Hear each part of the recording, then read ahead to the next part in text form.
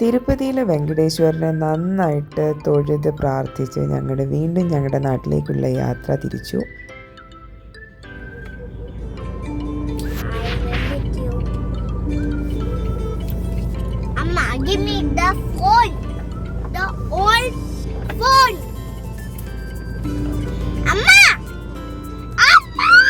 കുഞ്ഞുങ്ങളുമായിട്ടൊക്കെ long ഡിസ്റ്റൻസൊക്കെ ഇങ്ങനെ by road കാറിൽ travel ചെയ്യുമ്പോഴത്തേക്കും ഇങ്ങനെയൊക്കെ ഇടയ്ക്കിടയ്ക്ക് എൻഗേജ് ചെയ്യിപ്പിച്ചില്ലെങ്കിൽ അവർക്ക് ഭയങ്കര ബോറായിരിക്കും കേട്ടോ. പിന്നെ മറ്റൊരു ഇമ്പോർട്ടൻറ്റ് തിങ് എന്താണെന്ന് വെച്ചാൽ പിള്ളേരുടെ കാർ സീറ്റ്, ബേബി സീറ്റ്, അതൊരു മസ്റ്റായിട്ട് വേണം എന്നുള്ളൊരു കാര്യമായിട്ടോ. എൻ്റെ ഒരു അനുഭവത്തിൻ്റെ വെളിച്ചത്തിൽ ഞാൻ പറയുകയാണെന്നുണ്ടെങ്കിൽ നമ്മുടെ കംഫർട്ടിനും അവരുടെ കംഫർട്ടിനും സേഫ്റ്റിക്കും എന്തുകൊണ്ടും ആവശ്യമായിട്ടുള്ള ഒരെണ്ണമാണ് പിള്ളേരുടെ baby seat. So coming back to our trip, ഞങ്ങൾ കുറച്ച് മുന്നോട്ട് വന്നപ്പോഴത്തേക്കും ഞങ്ങൾക്കൊരു 1 മണിക്കൂർ 1.5 മണിക്കൂറത്തേക്കായിട്ടൊരു ബ്ലോക്ക് കിട്ടി. എന്തോ പണി നടക്കുമായിരുന്നു എന്നാണ് പറഞ്ഞിട്ടുണ്ടായിരുന്നത്. കുറച്ച് നേരം അവിടെ പെട്ട് കിടന്നു. പിന്നെ അതിന് ശേഷമാണ് വീണ്ടും റീസ്റ്റാർട്ട് ചെയ്തത്.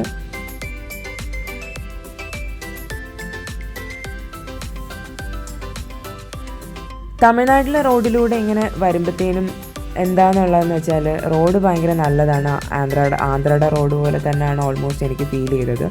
പിന്നെ 2 സൈഡിലും മലകളും നല്ല പ്രകൃതി രമണീയമായ കാഴ്ചയായിരുന്നു കേട്ടോ. ഈ കണ്ട കട്ടബൊമ്മൻ എന്ന് പറഞ്ഞ ഈ റെസ്റ്റോറൻറ്റിൽ നിന്നാണ് ഞങ്ങൾ ഫുഡ് കഴിച്ചത്. ലഞ്ച് ഭയങ്കര പത്തറ്റിക് ആയിരുന്നു കേട്ടോ. റെസ്റ്റോറൻറ്റും അതെ, ഫുഡും അതെ.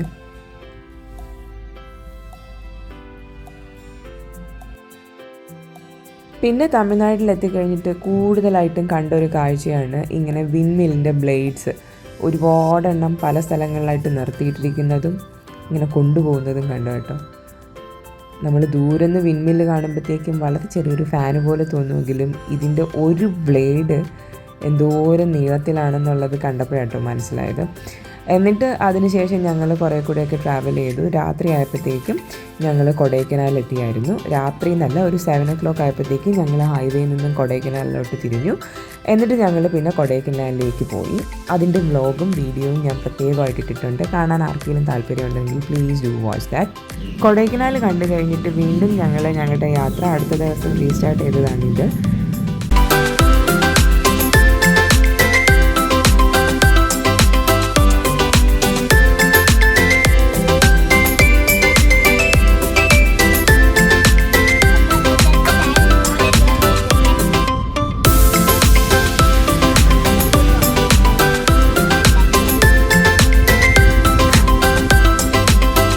ട്രാവലിങ്ങിൻ്റെ ഇടയിൽ വെറുതെ ഒരു ഫൺ. സോ തമിഴ്നാട്ടിൽ കൂടെയുള്ള റോഡും ഞാൻ നേരത്തെ പറഞ്ഞ പോലെ ക്വൈറ്റ് ഗുഡ്, അത്ര മോശം എന്ന് പറയാൻ പറ്റില്ല. റോഡൊക്കെ നല്ലതായിരുന്നു. ഇതുവരേക്ക് ഞങ്ങൾ വന്ന റോഡെല്ലാം നല്ലതായിരുന്നു.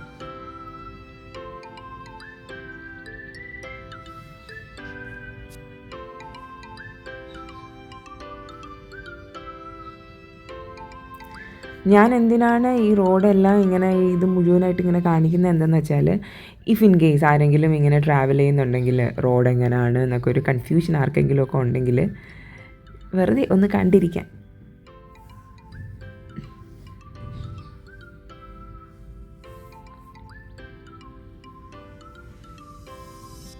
നമ്മൾ വേറൊരു സ്ഥലത്തു നിന്ന് നമ്മുടെ നാട്ടിലോട്ട് പോകുമ്പോഴത്തേക്കും നമ്മുടെ നാടെത്താറാകുമ്പോഴത്തേക്കും നമ്മുടെ ഉള്ളിൽ വല്ലാത്തൊരു പ്രത്യേക ഒരു ഫീലാണ് കേട്ടോ. ഒരു സന്തോഷം. തമിഴ്നാടിൻ്റെ അടുത്തോട്ട് എന്ന് വെച്ചാൽ നമ്മുടെ അടുത്തേക്ക് എത്തുമ്പോഴത്തേക്കും ശരിക്കും ഭയങ്കര സന്തോഷമാണ് കേട്ടോ. ഇതാണ് കുമിളി റോഡ്. നല്ല കുത്തനെയുള്ള റോഡായിരുന്നു. ഒരുപാട് വളവും തിരിവും വളരെ ചെറിയ നേരമായിട്ടുള്ള റോഡായിരുന്നു. ഈ റോഡേ വഴി വന്നപ്പോഴത്തേക്കും എനിക്ക് ശരിക്കും കൊടൈക്കനാലിലെ ആ ഹിൽ റോഡ് കയറി ഇറങ്ങിയതുപോലത്തെ ഒരു ഫീലായിരുന്നു. പിന്നെ എന്താണെന്ന് വെച്ചാൽ ഞങ്ങൾ കുമിളിയൊക്കെ എത്തിക്കഴിഞ്ഞപ്പോഴത്തേക്കും അത്യാവശ്യം നല്ല രീതിയിൽ മഴ സ്റ്റാർട്ട് ചെയ്തിട്ടുണ്ടായിരുന്നു കേട്ടോ.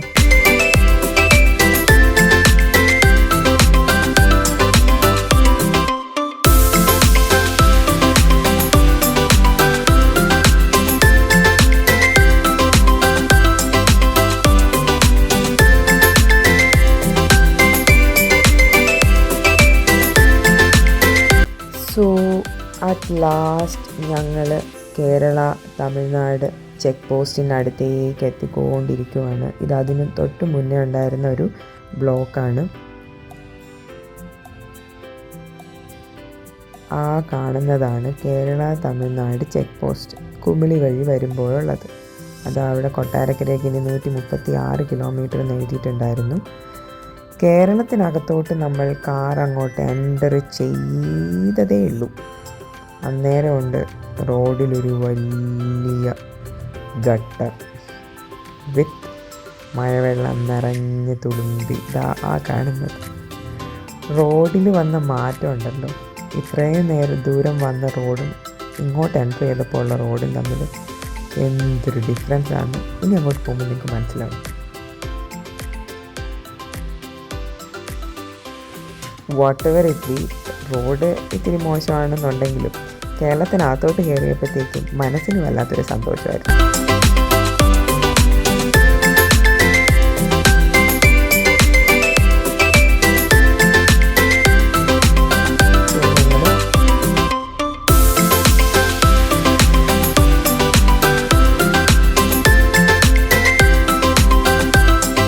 കേരളത്തിനകത്ത് കയറി കഴിഞ്ഞിട്ട് റോഡ്, ഓഫ് കോഴ്സ് റോഡ് 5-6 വരി പാതയൊന്നുമല്ല, നാരോ ആയിട്ടുള്ള റോഡായിരുന്നു. അത് കാരണം സമയവും കുറച്ച് കൂടുതൽ എടുക്കും. ഇവിടുന്ന് അങ്ങോട്ട് പോകും, ഇവിടുന്ന് കൊല്ലം ഭരണിക്കാവ് വരെ പോകാനും വേണ്ടിയിട്ട്. റോഡിൻ്റെ സൈഡിലുള്ള ഈ സ്റ്റാച്ചു ഭയങ്കര ഐ ക്യാച്ചിങ് ആയിട്ടുള്ള ഒന്നായിരുന്നു കേട്ടോ.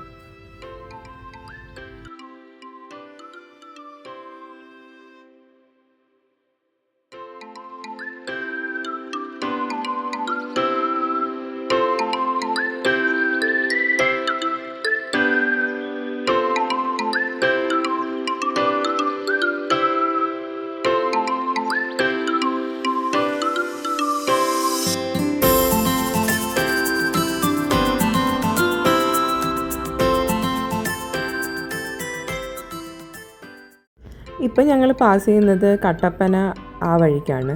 അവിടെയൊക്കെ ഒരുപാട് തേയിലത്തോട്ടങ്ങൾ ഒത്തിരി ഇങ്ങനെ നല്ല ഭംഗിയായിട്ട് കാണാനുണ്ടായിരുന്നു. കേരളത്തിനകത്ത് കയറിയിട്ട് ലഞ്ച് കഴിക്കുള്ളൂ എന്നുള്ളത് കൊണ്ട് അറൗണ്ട് ഒരു 4 മണിയൊക്കെ ആയി ഞങ്ങൾ വണ്ടിപ്പെരിയാർ എത്തിയപ്പോൾ. അവിടെ ഒരു ഹോംലി ഹോട്ടലിൽ കയറി ഞങ്ങൾ നല്ല നാടൻ ഊണ് കഴിച്ചായിരുന്നു.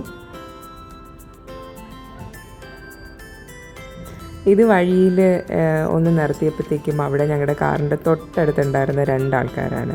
അത് കഴിഞ്ഞ് ഞങ്ങൾ കുറച്ചുകൂടെ മുന്നോട്ട് പോയി കഴിഞ്ഞപ്പോഴത്തേക്കും നല്ല മഞ്ഞായി കേട്ടോ. മഞ്ഞെന്ന് പറഞ്ഞാൽ നമ്മൾ കൊടൈക്കനാലിലൊക്കെ പോയ സമയത്ത് അവിടെയൊക്കെ എക്സ്പീരിയൻസ് ചെയ്ത മഞ്ഞിൻ്റെയൊക്കെ പോലത്തെ മഞ്ഞ്. അന്നേരം ഞാൻ പറയുകയും ചെയ്തുമായിരുന്നു, ഈ വഴിക്കൊക്കെ ഇങ്ങനെ ആയിരുന്നെങ്കിൽ ഇത് കാണാൻ നമ്മൾ അത്രയും ദൂരം വലിഞ്ഞു കയറേണ്ട കാര്യം ഉണ്ടായിരുന്നില്ല എന്ന്.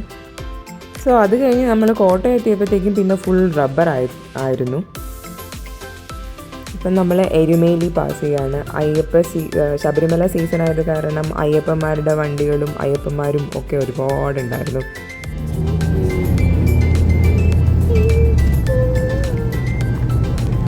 ബിറ്റ്വീൻ ഞാൻ വസുവിനെ കുറച്ചൊന്ന് എൻഗേജ് ചെയ്യിപ്പിക്കാനായിട്ട് ട്രൈ ചെയ്തതാണ്. ആയപ്പോഴത്തേനും ഹി വാസ് ഫൈൻ. ഞങ്ങൾ ഈ ചുരം ഇറങ്ങി വരുന്ന സമയത്ത് വസു 1-2 സ്ഥലത്ത് ഒമിറ്റ് ചെയ്തായിരുന്നു. അതിനൊക്കെ ശേഷം ആളിച്ചിരി ഉഷാറായി വരുമായിരുന്നു.